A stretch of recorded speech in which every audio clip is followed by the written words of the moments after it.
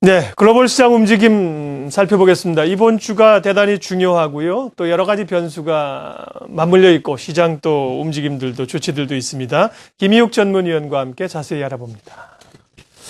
네, 지난 미국 대통령 선거 이후로 해외 증시나 외신을 다루는 사람들은 왠지 죄인 같은 이런 죄책감을 느끼게 됐는데요. 자, 지금 현재 모든 이런 조정 상황 여러 가지가 다 결국 미 대선 이후로 일어난 이상한 시장의 힘에 따라서 움직이고 있는 이런 정황으로밖에 설명이 안 됩니다. 지난 금요일 그래도 반가운 소식이 있었죠. 미 증시의 반등. 하루 동안 어떤 일이 있었는지 다우지수 일중 그래프 살펴보시죠. 일단 보시는 대로 개장엔 또 안 좋았습니다. 하지만 보시는 대로 깊은 눌림목이 있다가 급등하는 구간이 초반에 나오고 있죠. 이때가 바로 오바마 대통령과 의회 지도부들이 백악관에서 회담을 마치고 기자회견을 딱 시작한 이 시점인데요. 저렇게 진짜 V자 반등이 나왔을 만큼 지금 미 증시는 재정절벽 스트레스가 그만큼 크다고 해야 될지 아니면 이걸 핑계로 일부러 시장을 누르고 있는 건지 아무튼 미 대선 이후 신공매도 테마 장세다 뭐 이렇게 표현을 해도 이상하지가 않은 상황입니다. 자, 그럼 금요일날 어떤 연유로 저렇게 반등이 가능했는지 살펴보시겠습니다. CNN 머니 나와 있는데요. 지금 보시는 제목은 이번 주 주간 전망입니다. 지난주 마감 브리핑이 아니에요.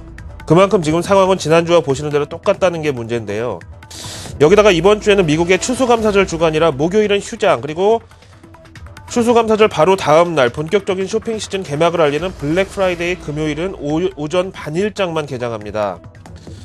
이것도 지금 상황이 이런데 좀 변동성 확대 가능성이 있다는 측면에서는 크게 좋을 것은 없다는 생각이 좀 들고요.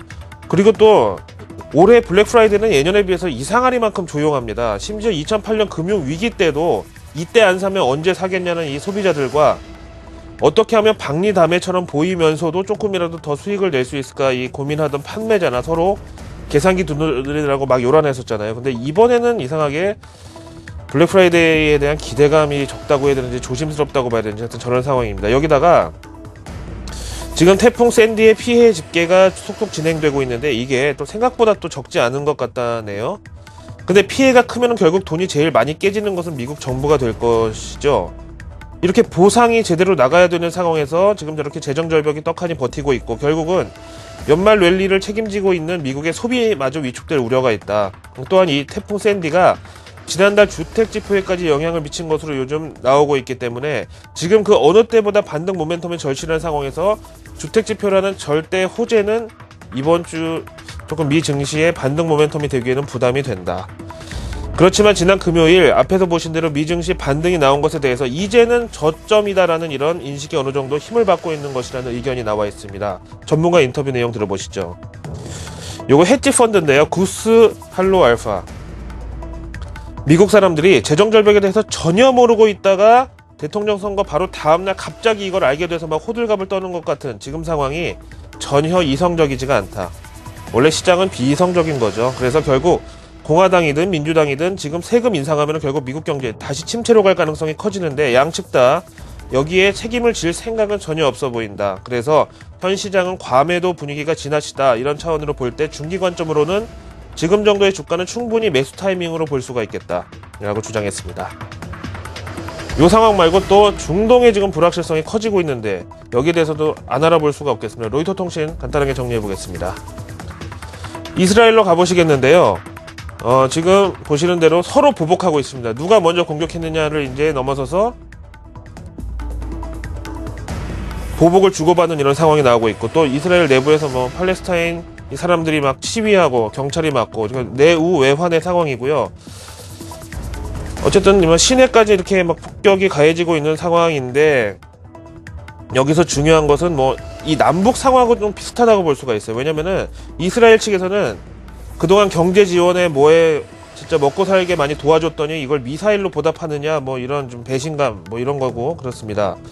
아무튼 중요한 것이요. 미국이 사우디를 능가하는 최대 산유국으로 발전할 수 있다라는 오바마 대통령의 선언 이후로 진짜 사우디가 뭐 자원이 다른 게 있습니까? 아니면 뭐 IT 기술이 있는 것도 아니고 온통 사막인데 이 석유 빼면 믿을 게 변변하게 없죠. 근데 이런 중동 지역의 불안과 불만이 그 어느 때보다 크다. 그리고 이들이 미국에 대한 감정이 상당히 날카롭다는 점이 이번 이스라엘 가자지구 교전 처음 있는 건 아니지만 은근히 불길한 상황을 가져오는 그런 지금 환경이죠.